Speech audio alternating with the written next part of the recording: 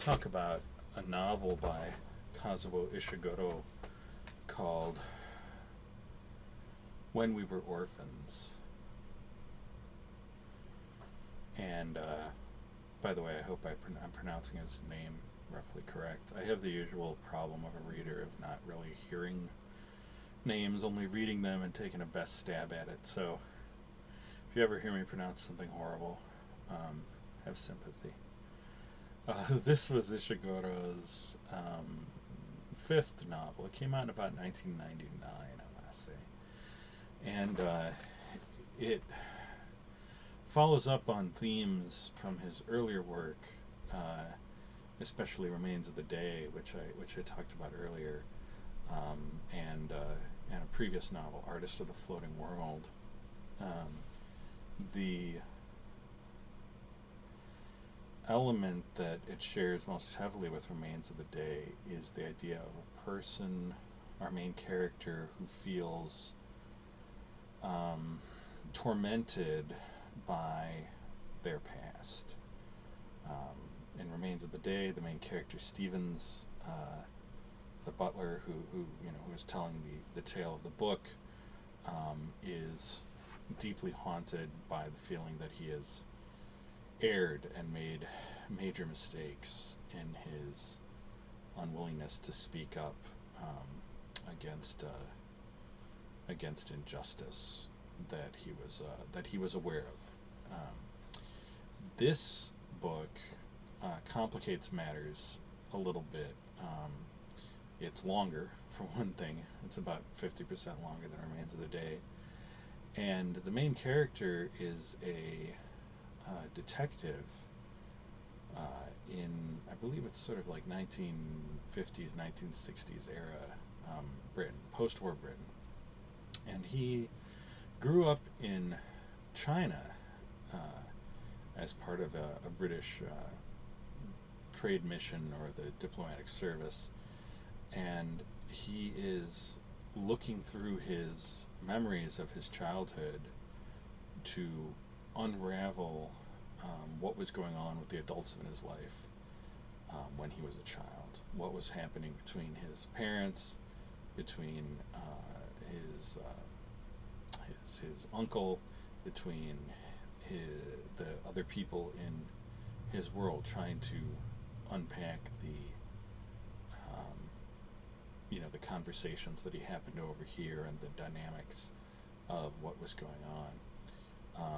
Now, what makes the book sort of more sophisticated and I don't mean that like sophisticated is automatically good. I mean it's bigger. There's more going on. There's more moving parts. It has a bigger structure than Remains of the Day. Is that he was a child when he witnessed these things, and he is driven to understand them, um, but he doesn't personally carry the. He has a more complicated sense of guilt and shame than Stevens does. Stevens has a sense of guilt and a sense of shame about himself for not having spoken up, for not having helped his lord in particular see what was going on because he was committed to a certain sense of his own position. But this detective character, whose name it just comes to me is David, David is does not feel responsible for these events because he's a child and he bore no part in these actions, but he desperately wants to understand them. I mean, desperately. His whole life, he leaves China and he does, public school in England, and he goes to that, and he has just these incredibly telling memories that he shares with us. Really, one of the hallmarks of Ishiguro's fiction is his ability to have a character share a memory that conveys more information to the reader about the character than it does even to them. We learn more about them from what they share than they seem to be able to. They don't seem to be able to see as easily what a light this shows on their character and how it reflects them.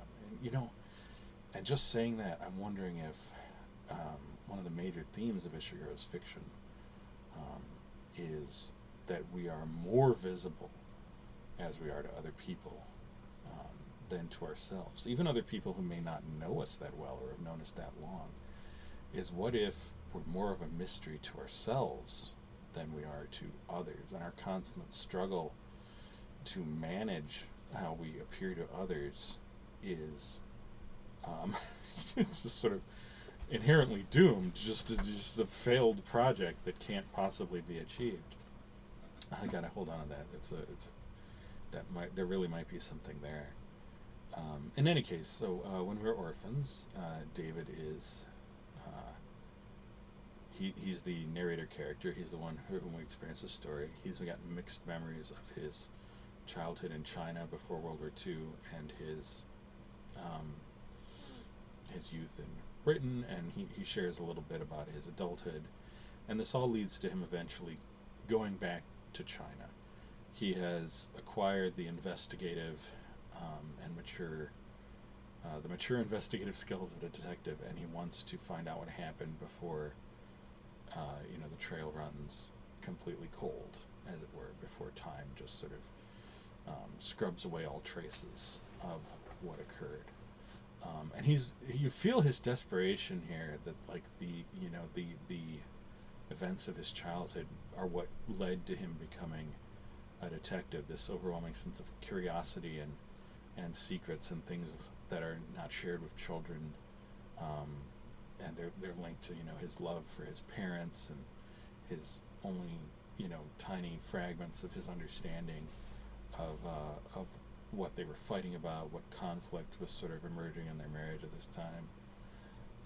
And it all comes to a head in a fantastic scene where near the end of the book he finally meets the person who's best suited to explain to him what was actually going on.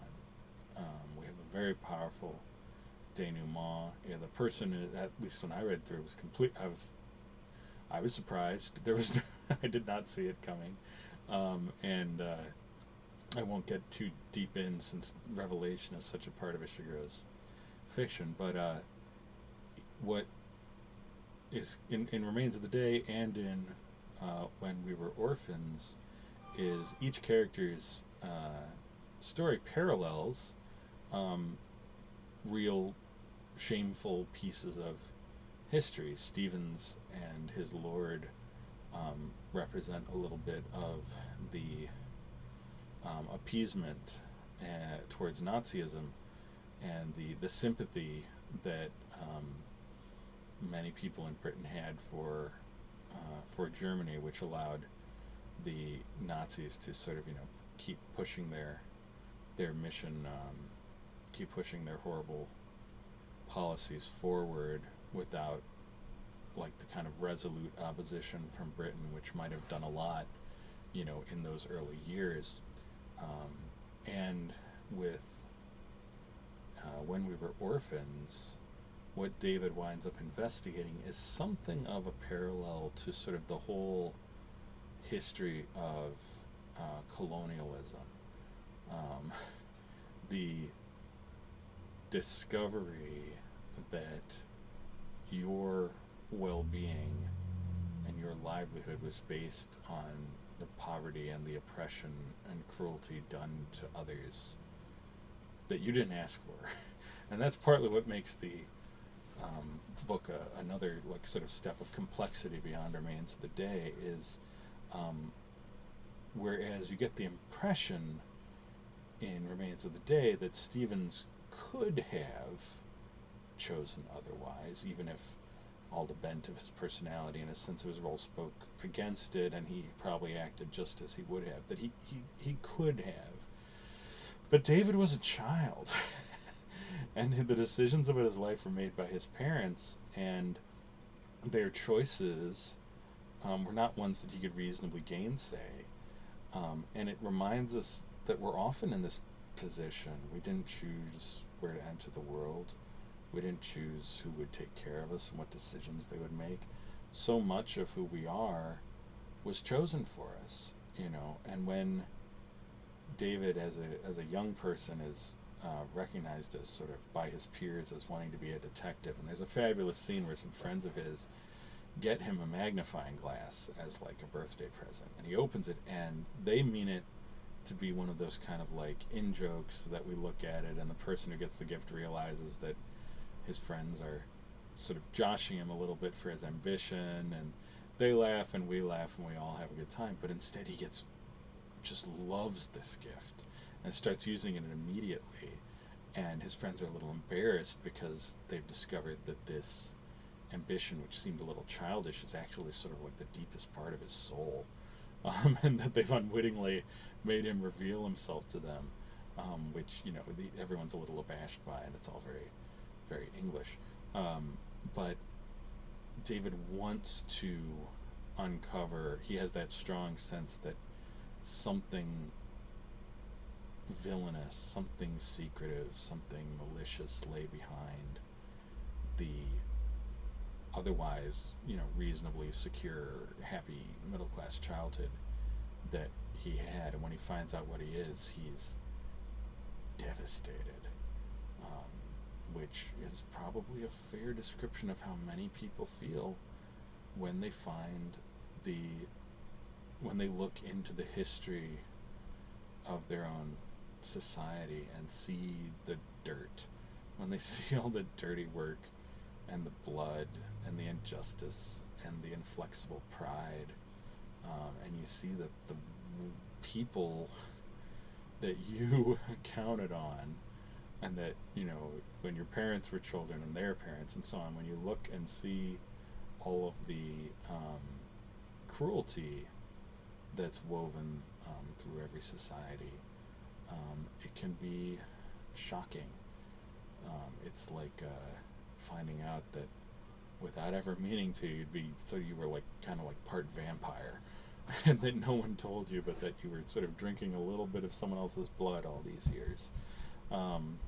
So it's a tremendously well done book that's based on what I imagine was a fairly common post-war experience, where after World War II, with the European empires fading or trying to be transformed or more or less let go, there must have been a movement to sort of forget about the dirt, to try to not let's just not talk about it, let's just not talk, just the way that sort of Germany didn't really want to talk about Nazism, and the US didn't want to talk about all the land seizure and the massacres of indigenous people, and there just must have been a strong impulse to be like, what's the point?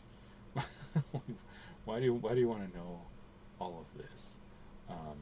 Now, what makes When We Were Orphans a very fine novel is that after this denouement, after the discovery of this shocking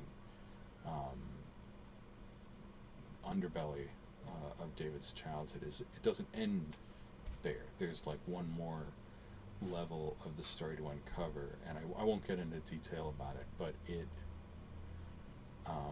builds towards one of Ishiguro's most typical statements, which is that memory is often as important to forget as to recall. His characters want to get things right in their minds about where they were. They want to put these memories together correctly, but then at a certain point they often find it's best to then forget them. They want to know first what they should forget, so they have to recall things well, and they have to put the pieces together and see it whole, but then they need to let it go. There's probably some deep elements there about sort of cultural trauma and knowing the dirt of your lives, but not carrying it always fully in front of you, because that would make life intolerable. So David has a similar realization, but on a very intimate level, after this shocking denouement, when his investigation is complete, and that's what really makes the book a cut above for me, is this confrontation with the dual nature of memory and the use that we need to get out of both remembering something and forgetting it.